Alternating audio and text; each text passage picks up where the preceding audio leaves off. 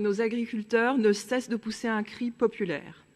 Un cri spontané, poussé souvent en marge de leur syndicat.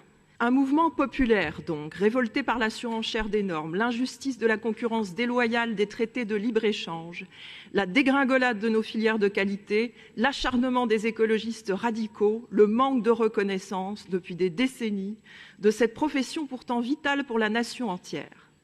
La mobilisation continue d'ailleurs, car tous savent qu'après le 9 juin, le momentum sera derrière eux et pour longtemps. Soutenir sa ruralité, c'est faire en sorte que les aides promises au monde agricole par le gouvernement arrivent aussi importantes et aussi rapidement qu'elles ont été promises.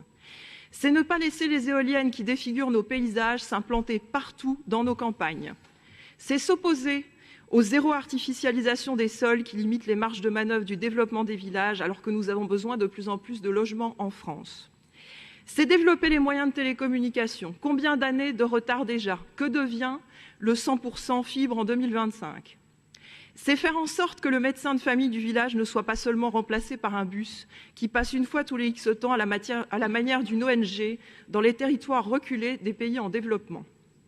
Nous avons posé dans ce sens une question sur le Doctobus, car nous imaginons mal comment ce type de dispositif pourrait apporter une réponse d'avenir qui inscrirait une forme de stabilité et de pérennité dans l'interaction patient-médecin.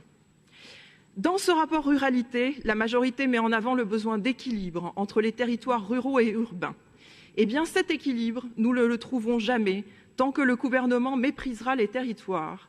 Et le dossier du projet de parc éolien entre les Sables-d'Olonne et Saint-Gilles-Croix-de-Vie n'est qu'un exemple parmi tant d'autres. Nous y reviendrons plus tard. Concerts, tours cyclistes et autres événements qui visent simplement à vanter vos mérites, Madame la Présidente, sont des luxes qui certes font plaisir aux habitants. Mais l'urgence pour la ruralité réside dans tous les sujets que je viens de vous citer. Nous nous abstiendrons donc sur ce rapport et